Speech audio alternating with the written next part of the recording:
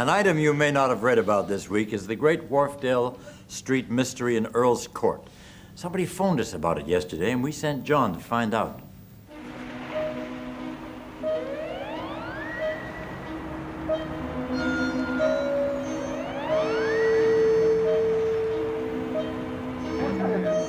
I always thought it was a sort of drain phenomenon, something that just came out. I just thought it was something that came out of the drains or something. But I've always thought it was jolly pretty, and it just makes somebody stay. Oh, no, they do their washing in here. There's several young girls in this house, you see. Oh, I see. And they do their washing, and the bubbles, the soap, the detergent sticks into this pipe, and then the wind catches it, and it just blows it into bubbles, you see. But they can't be, apparently the bubbles come from about 8 o'clock in the morning until 2 o'clock at night. They're here all day. Just it's washing. Continuous. And the most peculiar bubbles, because they go into the air and they don't break. Have you noticed? They go to tremendous height before they actually break. So what detergent they use, I just don't know.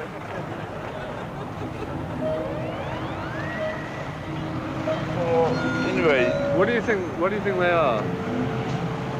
well, I thought it was coming from a waste machine or something like that, you know, but they come out here on Sundays every day. So it might be some sort of a nut or something. Somebody told me it was a photographer who took photographs of bubbles, but I think it's rather fun. Blimey. Are you out for a run? Yeah, I come out for a run every day, you know. So you pass these bubbles every day? Yeah, well, I think almost every day, I suppose. I don't know how many times a week. What do you think they are? Well, I don't know.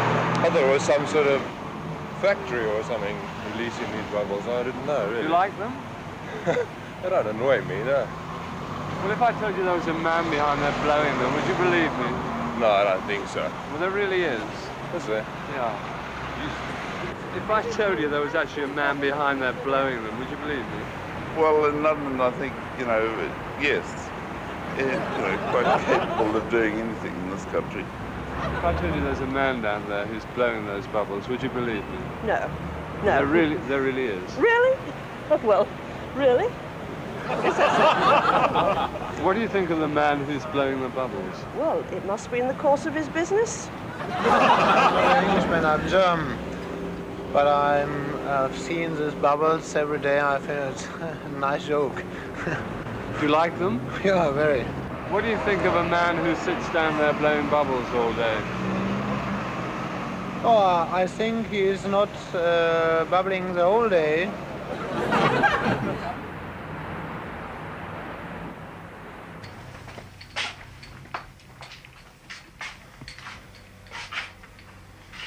Well, I don't know if you'll be able to see. Yes, it's under this flap here.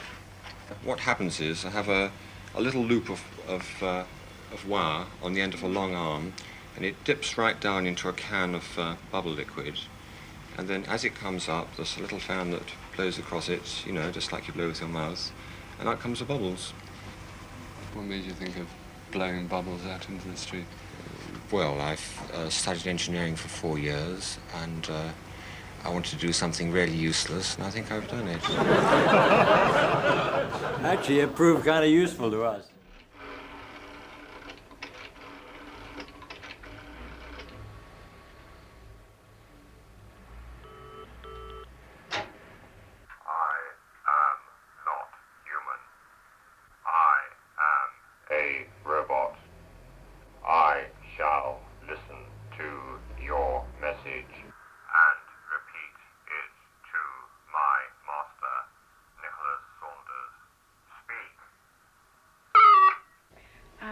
It's Joan Shenton calling from London Nationwide. I'd just like to confirm that we'll be along later to talk about your book, Alternative London.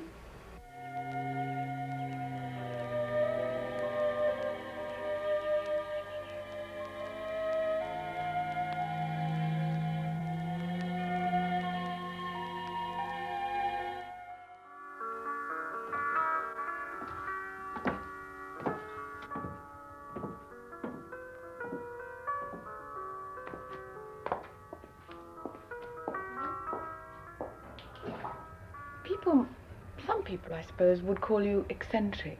How do you see yourself? Well, I think it'd be an insult to be called normal. I don't really mind what else people call me. What do you do, in fact, every day? And what have you been working on recently? Well, the last 9 months I've been working on a book, this alternative London book. How did you do the research for the book? I started off by just being quite involved in a lot of the things there, like several of the mystical groups I was involved in. And a lot of the other subjects I was involved in a bit too, just because I've just taken a part in a lot of different things. Well, it's just all the problems, really, and all the things which are available in London for, mainly for young people, but not exclusively. Like, well, how to make these cushions, these granules which they're filled with, where to get them from, how to go about getting an abortion legally, and what to do if you're arrested. There's just a tremendous lot of information of all sorts of things, some very domestic, like putting things on walls and how to stop them falling off. You feel there's a need for this sort of information? Oh, tremendously, yes.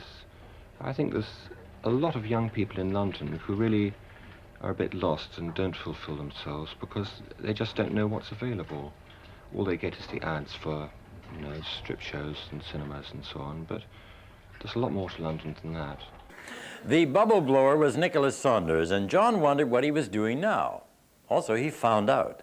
Since the bubble blowing days, Nicholas Saunders has written an unusual guidebook called Alternative London, which describes itself as being packed with information on how to get the most out of London for the least money. So John went down to visit Nicholas in his new home. He meant to talk about the book, but somehow, well, other things just kept getting in the way.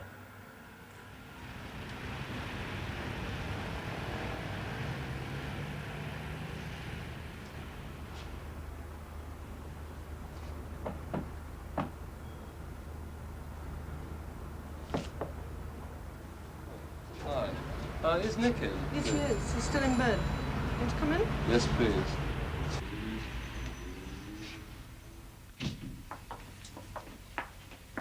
It's very difficult to find the way into that door, wasn't it? Yes, terribly.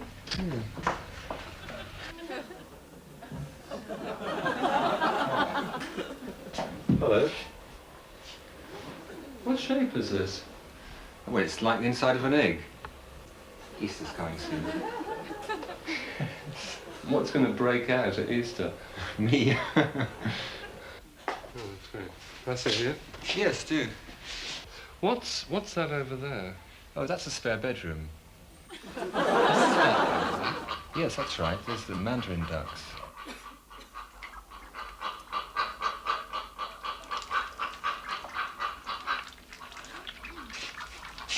Well, this one here's a mandarin. Whoops, and that one's just gone out, it's his wife. And the little one over there's called a ferruginous duck. This is one of the most unusual flats I've ever seen, Nick. Is there any more of it? Yes, come and have a look at the roof. It's a rabbit up there. It's up here, Nick, is it? Yes, up on the roof. Nick, I went to the loo just now and there was a goldfish in the cistern. Did you know about this? Yes, I did. I made it with angle iron, like an aquarium frame, and then just fitted all the ordinary siphon fittings in that you get in a flush tank. Are people a bit worried about it, what I say? Yes, sometimes they are. They don't like to pull the plug at all. But it's all right, because I've arranged it so the water doesn't quite reach the bottom.